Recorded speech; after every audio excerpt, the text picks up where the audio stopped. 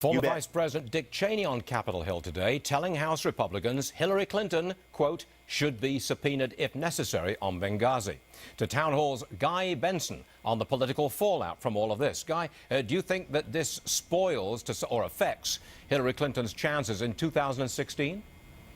Well, Stuart, I think it's very important to point out first and foremost that the hearings yesterday were not about politics. They were not about Hillary Clinton, and they were certainly not about 2016. The Republicans could have showboated and done some grandstanding. They didn't. They asked some focused questions, and as we just heard from the previous guest, got some real, new, usable, interesting, relevant information. So the people who were bringing up Hillary Clinton and the politics, and the people still who keep focusing on 2016, are Democrats primarily who accuse Republicans of politicizing the issue, but they themselves are politicizing it. And to look at Benghazi through the lens of 2016, an election that is 3.5 years away, really in many ways is insulting. It suggests that there are not legitimate questions remaining about, for instance, gosh, 8 months later, why have there been no arrests? Why was there such lax security in a very dangerous place prior to the attack? Why were there 2 stand-down orders during the attack from a force that was going to come for reinforcements in Tripoli? That's all true, Guy. But look, Vice President Cheney, he is a Republican.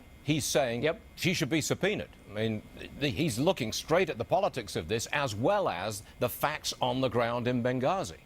Absolutely right. I'm not saying that Hillary Clinton or Secretary Clinton shouldn't be subpoenaed. I think there are a number of revelations that came to light yesterday involving her that she needs to answer for. For instance, there were 3 big ones. The first one was we found out from Gregory Hicks that he personally called her at 2 o'clock in the morning during the attack and told her about what was happening, specifically that this was a terrorist attack. He said there was no mention of the YouTube video, which of course made its way into those false talking points within the days that followed. Secondly, we found out that Hillary Clinton, via Eric Nordstrom, who is the chief of security in Libya, he said that the Secretary of State, quote, absolutely was aware of the numerous requests for more security on the ground leading up to the attack, all of which were denied.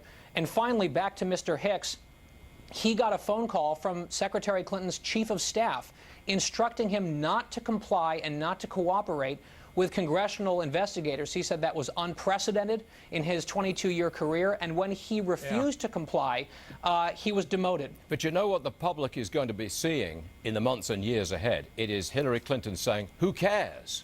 That emotional who cares? That is going to be seen widely, and I suspect that will be used in any attempt by Hillary Clinton to run in 2016. That is going to come back, is it not?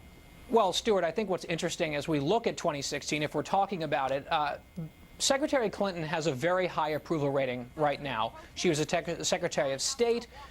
She really enjoyed some very good, I guess she was in a lofty perch, and she stayed out of the muck and the mire of everyday politics. But now she's going to be in it.